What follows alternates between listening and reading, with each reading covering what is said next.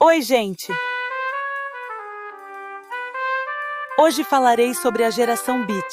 With digital grace, bronze and bright, AI love it down, a captivating sight.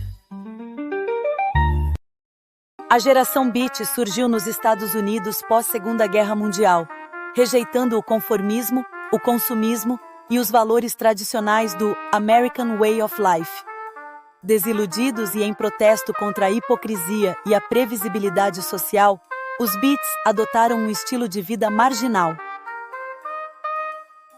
Os Beats foram a primeira grande manifestação de contracultura jovem, branca e intelectual a rejeitar abertamente o American Way of Life e o conformismo que dominavam a América dos anos 1950, período de Guerra Fria e macartismo.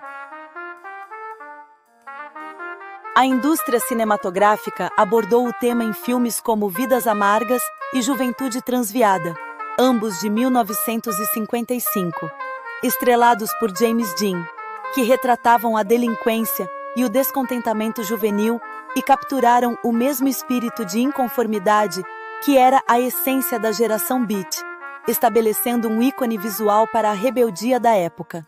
A expressão geração Beat foi introduzida por Jack Kerouac em 1948 para caracterizar um submundo de juventude anticonformista em Nova York. O adjetivo beat havia sido introduzido ao grupo por Herbert Hanke e, no jargão do submundo, significava beaten down ou downtrodden, oprimido, rebaixado. No entanto, Kerouac expandiu o significado, conferindo-lhe uma conotação espiritual de beatificado e vendo-o como análogo à geração perdida. O termo beatnik, por outro lado, foi uma criação depreciativa do colunista Herbie Cahen em 1958.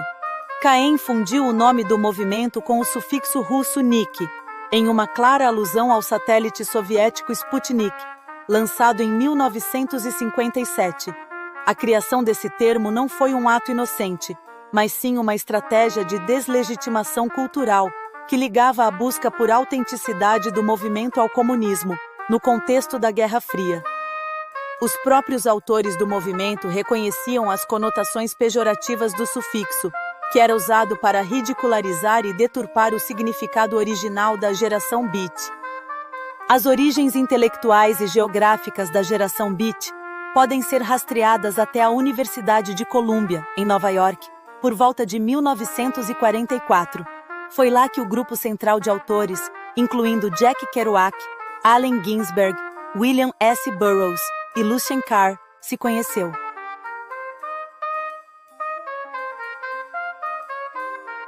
Os Beats frequentavam intensamente os clubes de jazz. Eram os principais locais de encontro e templos musicais da geração Beat.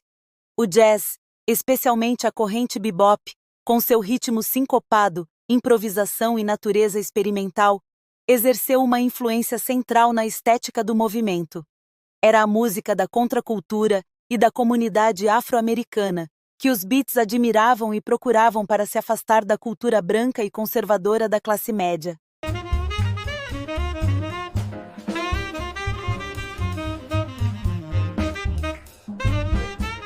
Também frequentavam as cafeterias, ou coffee houses e cafés boêmios, onde se reuniam para discutir literatura, filosofia, política e a busca por um estilo de vida antimaterialista.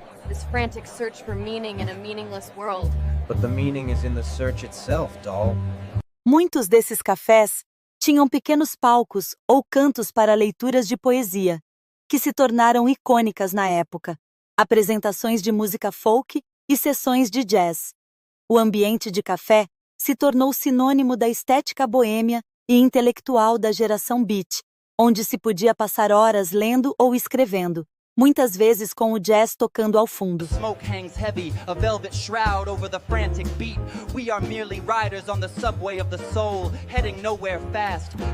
Na moda na geração Beat, destacavam-se o preto total, simbolizando a rejeição ao otimismo colorido do American Way of Life e refletindo influências do existencialismo europeu.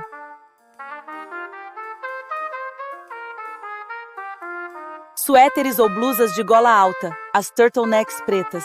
Boina, acessório que remetia à boemia e à cultura francesa. Calças justas pretas ou jeans. As mulheres beats rejeitavam os vestidos rodados e a feminilidade excessivamente estruturada dos anos 50. Óculos escuros, muitas vezes mesmo em ambientes internos. Havia uma certa fluidez de gênero no vestuário feminino, o que era um ato de rebeldia na época. Elas ganharam liberdade ao usar calças e peças que antes eram vistas como exclusivamente masculinas. Muitas delas com cortes de cabelo curtos, como o da atriz Jean Seberg no filme Acossado, de 1960, que se tornou um ícone beatnik.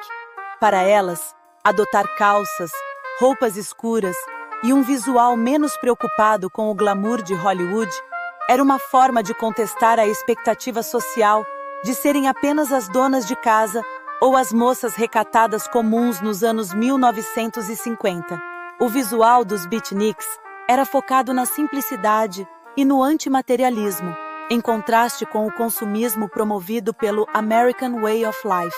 Embora muitas mulheres fossem figuras cruciais, como as escritoras Diane de Prima, Joyce Johnson e figuras como Joan Vollmer, muitas vezes a história tradicional da geração beat as relegou a papéis secundários, como musas ou namoradas, o que é criticado em estudos mais recentes. No entanto, o seu estilo e atitude foram fundamentais para a liberação feminina, que se consolidaria na década seguinte. A geração beat é amplamente reconhecida como a precursora direta do movimento de contracultura dos anos 60. Os ideais de antimaterialismo, espiritualidade oriental e libertação sexual que a geração beat explorou em um ambiente de subcultura foram adotados e expandidos pelo movimento hippie em uma escala muito maior. Ícones beat como Allen Ginsberg, por exemplo, passaram a incorporar cabelos longos, barbas e batas coloridas, influenciando diretamente o visual que os hippies adotariam na década de 60. No universo musical, o nome do grupo The Beatles foi inspirado no termo beat, e a estética e a atitude de rebeldia da geração beat influenciaram artistas como Bob Dylan, Mick Jagger, Joni Mitchell e Patti Smith, servindo de referência para movimentos posteriores como o punk e o indie.